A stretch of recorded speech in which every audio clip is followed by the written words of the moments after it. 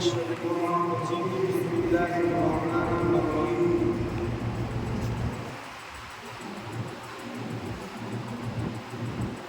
الحج أشهر معلومات فمن فرض فيهن الحج فلا رفث ولا فسوق ولا جدال في الحج. وقال في موضع آخر قد كانت لكم أسوة حسنة في إبراهيم. صدق اللہ. محترم بزرگوں اور عزیز دینی اور ایمانی بھائیوں، یہ جو دن ہے یہ حج کے اور قربانی کے دن آنے والے چند دنوں کے بعد قربانی کی جائے گی اور ایک دو دن کے بعد سے وہ مہینہ شروع ہو جائے گا جس مہینے میں قربانی پیش کی جاتی ہے اور جس مہینے میں ہمیں عبادتوں میں اضافہ کرنا چاہیے. قربانی کے تعلق سے اور حضرت ابراہیم علیہ السلام کی زندگی میں مسلمانوں کے لیے کیا نمونہ ہے، کچھ باتیں اس تعلق سے آپ سے کی جائیں گی. قرآن مقدس میں حضور اکرم صلی اللہ علیہ وسلم کی ذات اقدس کے بارے میں بات ارشاد فرمائی ہے، لَقَدْ كَانَ لَكُمْ فِي رَسُولِ اللَّهِ أُسْوَةٌ حَسَنَةٌ، اور دوسرے یہی تقریباً الفاظ حضرت ابراہیم علیہ السلام کے لیے قرآن مقدس میں فرمایا قَدْ كَانَتْ لَكُمْ أُسْوَةٌ حَسَنَةٌ فِي إِبْرَاهِيمَ. نمونہ ابراہیم علیہ السلام کی ذات میں کئی نمونے ہیں اور مسلمان سے اس بات کا مطالبہ ہے کہ وہ ابراہیمی ملت پر قائم رہے. وَاتَّبِعْ مِلَّةَ إِبْرَاهِيمَ حَنِيفًا. چنانچہ سب سے پہلے حضرت ابراہیم علیہ السلام نے جو نمونہ پیش کیا ہے ہمارے اور آپ کے لیے، وہ نمونہ یہ ہے کہ اگر کہیں پر کسی جگہ کسی مسلمان کو شرک سے اور بت پرستی یا شرکیہ ایکٹیویٹیز سے تصادم اور ٹکراؤ ہو تو اسے کیا رویہ اختیار کرنا چاہیے. ابراہیم علیہ السلام جس گھر میں پلے، جس گھر میں بڑھے، جس گھر میں ان کی پرورش ہوئی اور ان کے باپ وہ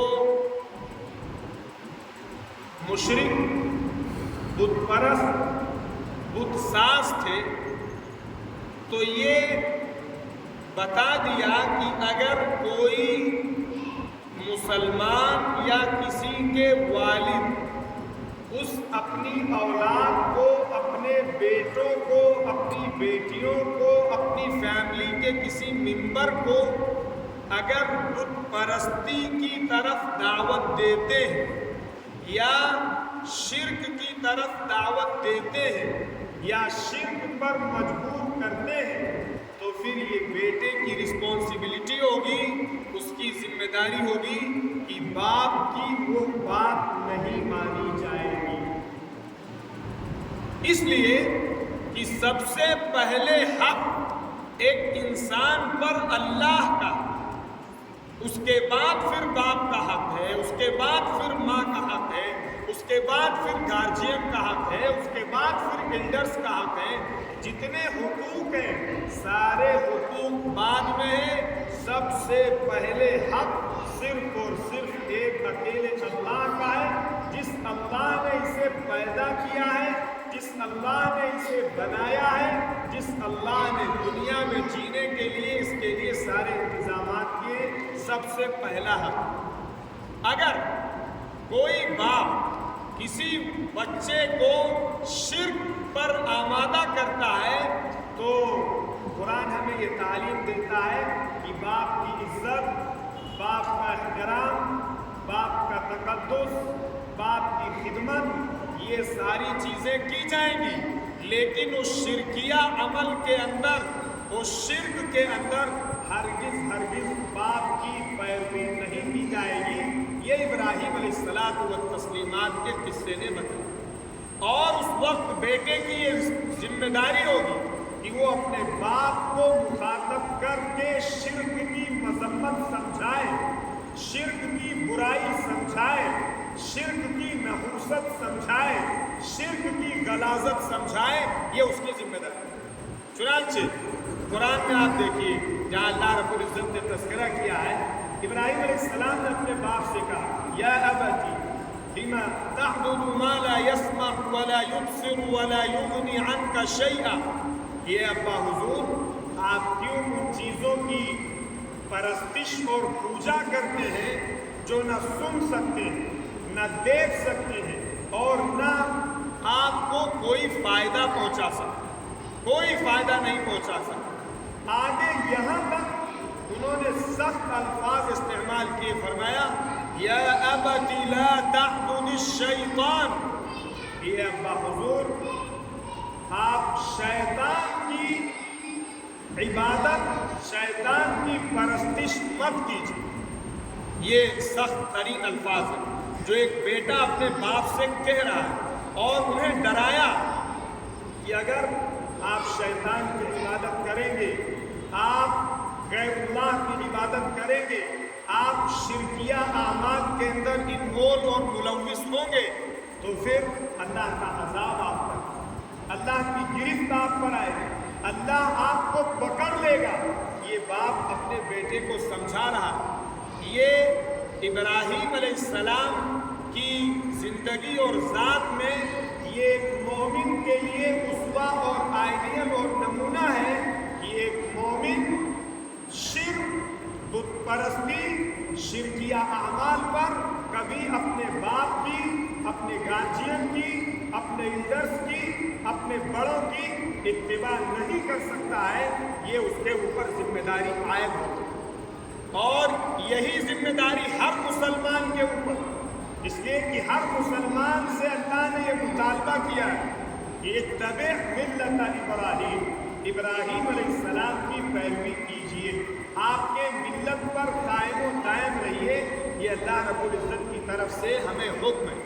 تو پہلا نمونہ یہ۔ اسی طریقے سے اگر ہمارے ابا حضور ہمیں کسی حرام کام کی طرف ڈالتے ہیں، حرام کام کی طرف دعوت دیتے ہیں، حرام کاروبار ہمیں کرواتے ہیں یا کرنے کے لیے ترغیب دیتے ہیں، تو پھر بیٹے کے لیے باپ کی پیروی کرنا، باپ کی بات ماننا نہیں چاہیے۔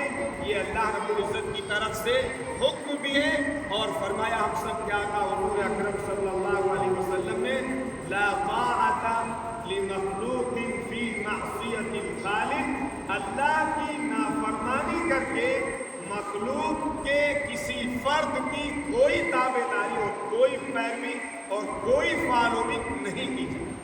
یہ ابراہیم علیہ السلام کی ذات میں سب سے پہلا اور بنیادی نمونہ ہے کہ آدمی کو اپنے عقیدے کے اندر، اپنے اعمال کے اندر، حرام سے اجتناب کے اندر بالکل اسٹک ہونا چاہیے۔ جو ہمیں رولز دیے گئے ہیں، جو ہمیں قانون بتائے گئے ہیں شریعت کی روشنی میں، وہ لگے لکھتے نہیں، وہ آر یا پار، حرام یا حلال، آپ کیجئے یا چھوڑیے۔ ایسا نہیں کہ صاحب जिसे हम कह देते हैं कि ये भी चलता है, ये भी चलता है, ये भी चलता है, आपके अपने दिमाग में चलता है, लेकिन इस्लाम में ऐसा नहीं। आपकी अपनी थिंकिंग में ये भी चलता है, ये भी चलता है, लेकिन इस्लाम का जो कॉन्सेप्ट है वो बिल्कुल क्लियर। तो इब्राहिम अलैहिस्सलाम की ज़ात में ये पहला नमूना, एक मुसलमान को शिर्क से बिल्कुल बेजार होना चाहिए। जैसे कहा गया कि साहब मोमबत्ती जलाई जाए, कहा गया कि डफली बजाई जाए, कहा गया कि साहब प्लेट पीटी जाए, कहा गया कि साहब घर के बरामदे में आइए, आपकी ये पहली जिम्मेदारी थी कि आप उलमा की तरफ रुजू करते और पूछते उलमा और मुफ्तियान से कि अगर हमारे लिए इसकी गुंजाइश है और शरीयत हमें इसकी इजाज़त देती है तो हम करेंगे, और अगर शरीयत इजाज़त नहीं देती है तो चाहे जिसका ऐलान हो, चाहे जिसका अनाउंसमेंट हो, चाहे वो हमारे बाप ही का हुक्म क्यों ना हो, लेकिन हम उसके ऊपर अमल नहीं करेंगे, इसलिए कि हमने कलमा जो पढ़ा है ना वो अपने बाप का पढ़ा है, ना वो अपनी माँ का पढ़ा है, ना वो अपनी हुकूमत का पढ़ा है, ना किसी और का पढ़ा है। कलमा हमने ला इलाहा इल्लल्लाह मुहम्मदुर रसूलुल्लाह पढ़ा है, जो इसके तकाजे के खिलाफ होगा। मुसलमान की ये जिम्मेदारी है कि उसके कलमे के तकाजे के खिलाफ कोई एक हर्फ, कोई एक कदम ना उठाए। तो ये पहला इब्राहिम अलैहिस्सलाम की ज़ात में नमूना है, जो कुरान ने कहा क़द कानत लकुम उस्वतुन हसनतुन फी इब्राहिम।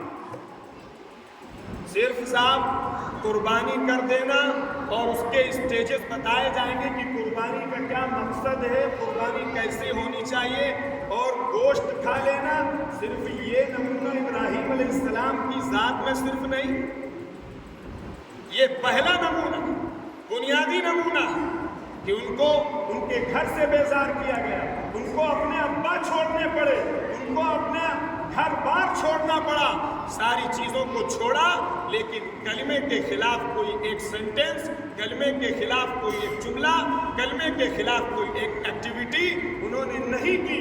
दुनिया को ये बताने के लिए कि कलमे के खिलाफ कोई एक्टिविटी नहीं की जाएगी, घर छोड़ना पड़े घर छोड़ा जाएगा, और कस्बा छोड़ना पड़े कस्बा छोड़ा जाएगा, कारोबार छोड़ना पड़े कारोबार छोड़ना जाएगा, बिजनेस छोड़ना पड़े बिजनेस छोड़ा जाएगा, लेकिन कलमे के खिलाफ कोई एक एक्टिविटी नहीं की।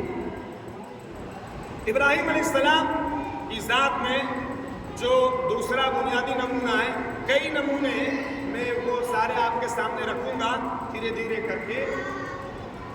दूसरा जो नमूना है वो अखलाकियात से जुड़ा हुआ। अखलाकियात में इस वक्त हमारी कम्युनिटी सबसे ज़्यादा नीचे जा चुकी है। इब्राहिम अलैहिस्सलाम और लूत अलैहिस्सलाम का ज़माना एक ही। लूत अलैहिस्सलाम की कौम जो थी इंतहाई करप्टेड, इंतहाई गलीज़ और नजिस और नापाक। उनकी कौम ने जो गंदा काम किया था, आज मुल्क की हुकूमतें उस गंदा काम को अप्रूवल करने के लिए कोशिश करती हैं कि उसको जस्टिफाई किया जाए, उसको इम्प्लीमेंट किया जाए, या उसकी कम से कम परमिशन दी जाए। वो मर्द के साथ शादी करे और जिस तरीके औरत के साथ शादी करे, लूत अलैहिस्सलाम की कौम इस काम को करती थी, जिसकी बुनियाद पर भयानक और इंतहाई खतरनाक और इंतहाई दर्दनाक उनको अज़ाब दिया। आज साहब हमारे दुनिया के जो लीडरान हैं, उनकी इस बात की कोशिश है कि इसको पार्लियामेंट से अप्रूवल दिया जाए, जो नेचर के खिलाफ, जो फितरत के खिलाफ, जो यूँ कह लीजिए कि इंसानी तबीयत और इंसानी मिजाज है, उसके अगेंस्ट। बहरहाल वो एक अलग टॉपिक है। तो उनको तबाह करने के लिए अल्लाह की तरफ से फरिश्ते भेजे गए और उनके पूरे गांव को उठा के पलट दिया गया और सारे लोगों को पीस कर रख दिया गया।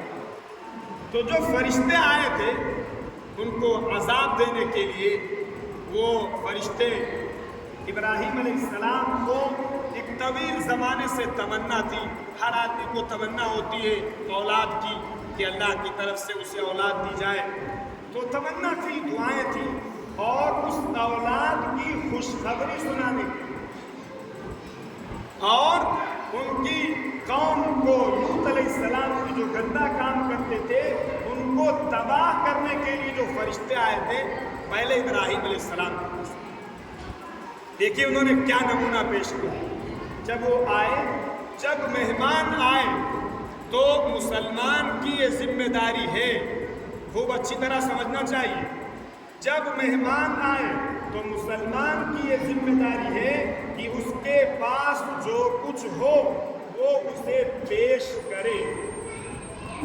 پیش کرنے میں پیش کرنے والے کے پاس اگر گڑ اور گھڑے کا ٹھنڈا پانی ہے تو اسے پیش کرنے میں ذرہ برابر ہچکچاہٹ کہ صاحب اگر ہم یہ گڑ پیش کریں گے تو ہماری انسلٹ ہو جائے گی، اس کے دماغ میں یہ خیال نہیں آنا چاہیے۔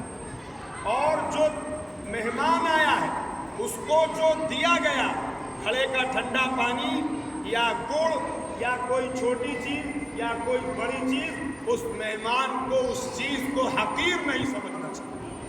اگر پیش کرنے والا اسے حقیر سمجھ کے پیش نہیں کرتا ہے تو اس کا گناہ اسے ملے گا، اور جو مہمان آیا اگر اس چیز کو حقیر سمجھتا ہے تو اس کا بھی اسے گناہ ملے۔ ایک چیز تو یہ۔ دوسری چیز، ہم لوگوں کے یہاں ایک مزاج یہ ہوتا ہے کہ جب مہمان آیا تو آدمی اس سے پوچھتا ہے کیا لیں گے آپ؟ کوئی مہمان کہے گا کہ صاحب ہاں ہم بھوکے ہیں، کھانا کھائیں۔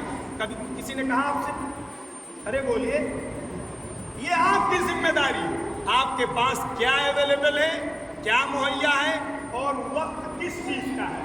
کھانے کا وقت ہے، آپ کے گھر میں سبزی روٹی ہے، کھلا دیجیے۔ آپ اگر انتظام کر سکتے ہیں اور آپ کے پاس وسعت ہے تو آپ انتظام کیجیے، اچھا انتظام کیجیے۔ یہ صاحب پوچھ کے ٹرکانے کا جو مزاج ہے یہ ایک ابراہیم علیہ السلام کے ماننے والے کا مزاج نہیں ہوتا۔ ہم نے ابراہیم علیہ السلام کو نمونہ مانا ہے نا، ارے مانا ہے کہ نہیں مانا ہے؟ اگر ہم نے مانا ہے، دیکھیے نمونہ ابراہیم علیہ السلام کے یہاں جب وہ مہمان آئے تو ابراہیم علیہ السلام نے نہیں پوچھا کہ ٹھنڈا لیں گے کہ گرم لیں گے، کھانا کھائیں گے یا پھر چائے بسکٹ چلے گا، کچھ نہیں پوچھا۔ یہ ہماری ذمہ داری کہ ہم جب مہمان آئے، کچھ مہمان ہوتے ہیں جو فرینک ہوتے ہیں، وہ آپ سے کہہ دیں گے تو آپ ان سے پوچھیے، جو ان کی مرضی ہو اس کے مطابق کیجیے۔ لیکن اگر کوئی ایسا مہمان ہے تو پھر آپ پوچھیے خدا نے جو وسعت دی ہے، جو توفیق دی ہے، آپ کے گھر میں جو آسانی سے مہیا ہے، بغیر کسی تکلف کے آپ اسے دیں۔ ہمارے یہاں یہ ہوتا ہے کہ ہم انتظار کرتے ہیں پانی پلا کے، اور صاحب دال موٹ بسکٹ ہی چلتا ہے، دال موٹ بسکٹ کھلا کے کھڑی دوپہر میں آیا ہے، دور سے مہمان آیا ہے، اسے کھانے کی ضرورت ہے، ہم انتظار کرتے ہیں کہ یہ مہمان چلا جائے تب ہم کھانا کھائیں۔ یہ نہیں ہونا چاہیے۔ آپ کے پاس 2 لوگوں کا کھانا ہے، 2 لوگوں کا کھانا لا کے رکھ دیجئے، 2 مہمان ہیں ان کو شریک کر لیجئے۔ فرمایا طعام الاثنین یکفی الاربع، خدا ان 2 کے کھانوں میں 4 کا کام نپٹا دیا۔ ابراہیم علیہ السلام نے یہ ساری چیزیں بغیر پوچھے گئے اور ایک بچڑا ذبح کیا اور اس کو روسٹ کیا، تیار کیا، اور تاکہ مہمان کے سامنے اسے رکھے۔ یہ مسلمان کا اخلاق ہونا چاہیے۔ ایک بہت بڑے اللہ والے بزرگ ابھی قریب ہی تھے، ایک صاحب نے ریسٹورنٹ کھولا لکھنؤ میں، ان کو بلایا اس کی اوپننگ کے لیے کہ حضرت آپ تشریف لائیں، تو وہ آئے اور انہوں نے کہا کہ میں آ تو گیا ہوں لیکن مجھے بڑی تکلیف، بڑا دکھ ہے۔ کہنے لگے کیا دکھ ہے؟ کہنے لگے کہ دن یہاں تک پہنچ گئے کہ مسلمان کھانا اور پانی بیچے گا۔ یہ ان کے الفاظ ہیں۔ بہرحال وہ ایک الگ ایشو ہے۔ تو یہ ہماری ذمہ داری ہوتی ہے کہ جو مہمان آئے اس مہمان کا اکرام کرنا، یہ ہمارے نبی نے فرمایا من کان یؤمن باللہ والیوم الآخر فلیکرم ضیفہ، کہ تم میں سے جو لوگ اللہ پر اور آخرت کے دن پر ایمان رکھتے ہیں اس کی یہ رسپانسبلٹی ہے کہ وہ اپنے مہمان کا اکرام کرے، اپنے مہمان کی عزت کرے، اور اس کی شکلیں مختلف ہو سکتی ہیں جو پیچھے آپ کو بتائی گئی، اس کا بھی خیال رکھنا چاہیے۔ ایسا نہ ہونے پائے کہ ہم اس کو پانی اور چائے، اور ایک بڑی تعداد ہے، اللہ معاف فرمائے، ہم لوگ بھی اسی میں ہیں، پوچھتے اس لیے ہیں کہ صاحب ہم کو کرنا نہ، پانی پیے گیا دینے میں اور گڑ دینے میں کوئی انسلٹ محسوس نہیں کرتے تھے، تو لوگوں کے دلوں میں محبت تھی، ایک سادہ تھے، پیار تھا، آپس میں شفقت تھی، کوئی تکلف نہیں تھا۔ آج فریج بھرے ہوئے ہیں، انواع و اقسام کی ڈشز اور پھل فروٹ رکھے ہوئے ہیں، لیکن تکلفات کی دنیا میں پوچھنے پاچھنے میں اس کی وجہ سے آج دل کیا ہے، پھٹے ہوئے۔ تو یہ ابراہیم علیہ السلام کی ذات میں دوسرا نمونہ تھا۔ یہ دو نمونے ہوئے، باقی نمونے انشاءاللہ آپ کو بتائے جائیں گے، کیونکہ قربانی قریب ہے، اس کے تعلق سے کچھ باتیں بہت اہم ہیں، بنیادی ہیں، وہ ابھی سے معلوم ہوگی تاکہ آدمی 10 دن کے اندر وہ ساری چیزیں کر سکے۔ قربانی جو ہے یہ جو ہماری فیملی کے اندر ایک بہت بڑی مس انڈرسٹینڈنگ یہ ہے، لوگ یہ سمجھتے ہیں کہ ہمارے گھر میں پچھلے سال دادا کے نام سے ہوئی تھی، اب کی چلو ابا کے نام سے ہو جائے، اچھا پچھلے سال ابا کے نام سے ہوئی تھی، اب کی جو ہے اس بار والدہ کے نام سے ہو جائے، تو وہ ایک بکرا لے کے وہ سمجھتے ہیں اس کے جو آدمی گھر میں زندہ ہے اور کاروبار کر رہا ہے اور جس پر قربانی واجب ہے، یہ اپنی قربانی چھوڑ کے دادا کے نام اور کے نام قربانی کر رہا ہے، یہ بالکل غلط طریقہ ہے۔ یعنی اس میں یہ آدمی گنہگار ہوگا۔ اچھی طرح سمجھ لیجیے، آپ کی فیملی میں جتنے ممبر ہیں اور جتنے ممبروں کے پاس ساڑھے 52 تولہ چاندی کی جو قیمت ہوتی ہے اس کے وہ مالک ہیں۔ 50,000 روپے نیئر اباؤٹ 40-50 ہزار روپے ہوگی، آپ معلوم کریں گے، جو لوگ چوہدری کا کام کرتے ہیں وہ بتا دیں گے۔ تو اگر ہمارا بیٹا اپنا کاروبار کرتا ہے، اس کی اپنی شاپ ہے، ہماری بیٹی اس کے اکاؤنٹ میں اپنے 1,00,000 2,00,000 روپے 50,000 سے اوپر پڑے ہوئے، ہمارے ابا الگ کاروبار کرتے ہیں، ہماری اماں کے پاس الگ زیورات اور پیش ہے، اور وہ 52.5 تولہ چاندی کی قیمت تک پہنچ رہے ہیں، تو فیملی میں اگر 5 لوگ 7 لوگ 8 لوگ جتنے لوگ اتنے اماؤنٹ کے مالک ہوں گے، ان تمام لوگوں کے اوپر قربانی فرض اور ضروری ہے۔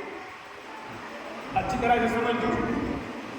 ہاں، آپ دادا کے نام کرنا چاہتے ہیں، پہلے فرض ادا کر لیجیے، اس کے بعد دادا کے نام سے کر لیجیے، اس کے بعد آپ نانا کے نام سے کیجیے، ابا مرحوم کے نام سے کیجیے، جس کے نام سے چاہیے، حضور اکرم صلی اللہ علیہ وسلم کے نام سے کیجیے، تب تو آپ کے لیے درست ہے۔ جیسے ایک آدمی یہاں آئے، فجر کی نماز چھوڑ دے، عشاء کی نماز چھوڑ دے، فرض نماز چھوڑے ہوئے ہو اور اشراق پڑھے اور جانچ پڑھے اور اوابین پڑھے اور نوافل پڑھے، تو آپ اسے کیا کہیں کہ صاحب اس کو تو نور منزل جانا چاہیے۔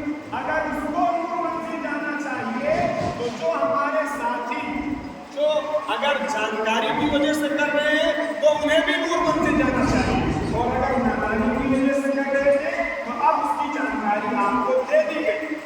ہر فیملی کے ممبر پر جس کے اوپر نصاب کے بقدر پیسے کیش میں زیورات کی شکل میں موجود ہیں، اس کے اوپر قربانی ہے، چاہے وہ ہم بڑے جانور میں حصہ لے لیں یا سب کے نام سے بکرا کرے، یہ اس کا اپنا وہ ہے، وہ دیکھے کیسے اسے کیا کرنا۔ ایک بات یہ، دوسری بات، جانور کے لینے میں بہت سارے لوگ پوچھتے بھی ہیں، ان کو کنفیوژن بھی دیتے ہیں، دانت نہیں ہے، وہ لوگ ان کو دانت دکھاتے ہیں، تو دانت کا کوئی اتنا ایشو نہیں، جو ہمارا اپنا مہینہ ہے، جیسے کوئی بکری کا بچہ وہ رمضان کی 1 تاریخ کو پیدا ہوا، ٹھیک ہے، تو جب اگلے رمضان کی 1 تاریخ آ گئی تو اب اس کے کے بعد اس کی قربانی درست ہو جائے، 1 سال پورا اس پر گزرا ہوا ہونا چاہیے۔ جو ہمارے اپنے مہینے 29 اور 30 دن کے ہوتے ہیں شام والے، 1 سال اس کا ہو جائے گا تو اس پر قربانی درست ہو جائے گی، قربانی اس پر جائے گی۔ دوسری چیز یہ ہے کہ ہمیں اچھا جانور لینا چاہیے، کوشش کرنی چاہیے۔ اچھا جانور کا یہ مطلب نہیں کہ صاحب ایک بکرا نکل آیا اور اس کی سینگ میں، اس کے پیٹ میں کچھ جو ہے آدمی انگلی سے یا کسی طریقے سے نیچرلی کیوں نہ ہو اس پر کچھ لکھ دیا گیا تو اس کی قیمت آسمان چھو رہی ہے۔ اور لوگ لے کیوں رہے ہیں؟ لے اس لیے رہے ہیں کہ کہا جائے کہ بھیا فلاں مہینے میں جو ہے میں اپنے نام دے دوں کہ کون صاحب ان کے یہاں 2 لاکھ روپے کا بکرا ہے۔ اب صاحب لوگ دیکھ رہے ہیں اگر یہ نمائش کا جذبہ اور اگر یہ ہمارے اندر دکھاوے کا جذبہ ہے کہ 2 لاکھ روپے کا بکرا میں نے خریدا ہے، میرے دوستوں اللہ کی طرف سے کوئی نیکی نہیں ملے گی۔ دیکھنے کے لیے آپ نے لیا تھا، لوگوں نے دیکھ لیا، بس ختم۔ گناہ تو مل سکتا اس لیے کہ فرمایا گیا من صلی یرائی فقد اشرک، جس نے دکھانے کے لیے نماز پڑھی اس نے شرک کیا۔ من صام یرائی فقد اشرک، جس نے دکھانے کے لیے روزہ رکھا اس نے شرک کیا۔ جس نے دکھاوے کے لیے قربانی کی اس نے بھی تو شرک کیا۔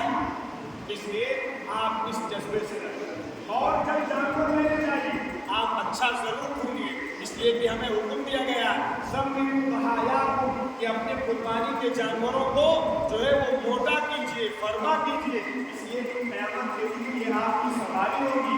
جب مربوط سواری ہوگی تو آپ تیزی سے پار کر جائیں گے، یہ کہا گیا ہے، لیکن یہ نہیں کہا گیا ہے کہ آدمی نمائش کرے۔ دوسری چیز، جب ہم لینے جائیں تو ہمارے دل میں بہت اچھی طرح آپ اپنے دل کو جب خریدیے گا تو ضرور ٹٹولیے گا، لینے جائیں ہمارے دل میں گوشت کا جذبہ نہیں ہونا چاہیے۔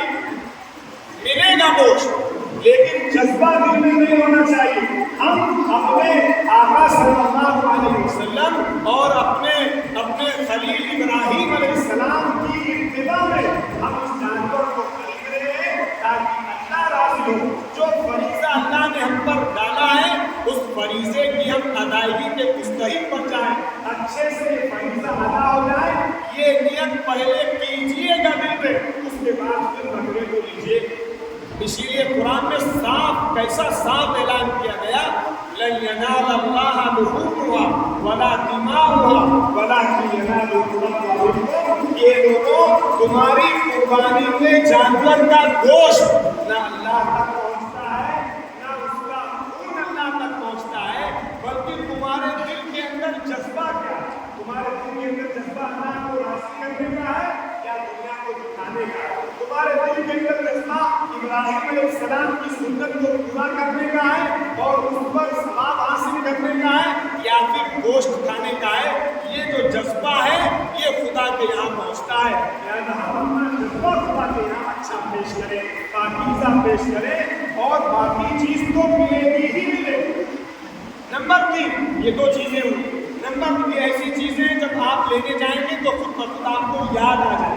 نمبر 3 یہ کہا جاتا ہے کہ ہم میں سے بہرحال ہم لوگوں کا قصبہ ہے، کوئی اتنی بڑی سٹی نہیں ہے کہ آدمی کسی جائے اور کسی پتھر لے کے آئے اور کر دے، جیسے کہ بڑی سٹی میں ہوتا ہے، وہاں پالنے اور اس کے رکھنے کے سسٹم میں بہت ڈسٹربنسز ہوتے ہیں، لیکن ہمارے قصبے میں یہ ہماری ذمہ داری ہے 1 ہفتہ 10 دن اور 4 دن 5 دن جیسا جس کے پاس وسعت ہو، ہر آدمی کے گھر الگ الگ سسٹم سے ہوتے ہیں، لے اور اس کی دیکھ ریکھ کرے اور اس کو کھلائے، اس کو کھلائے، اس کو پلائے، اس کو نہلائے، اس سے محبت پیدا ہو جائے، اس سے تعلق پیدا ہو جائے کہ جب وہ ذبح کیا جائے تو اس کی محبت پر چھری چلے۔ ہمارے آقا ابراہیم علیہ السلام نے اس کو ذبح کیا، ارے بولو گے، اپنے لخت جگر کو ذبح کیا تھا، جس سے بہت گہرا ان کو تعلق تھا اور بہت دعاؤں کے بعد ان کو بچہ ملا تھا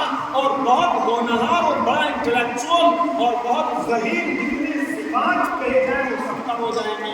ऐसा बच्चा था तो कम से कम हम जिस जानवर को सदा कर रहे हो हमारा उससे ताल्लुक मोहब्बत हो।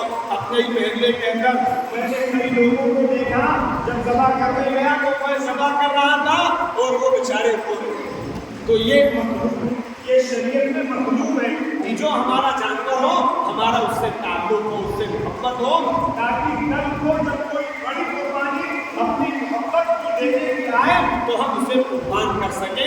उसका ये पहला हिस्से में वक्त हो गया है।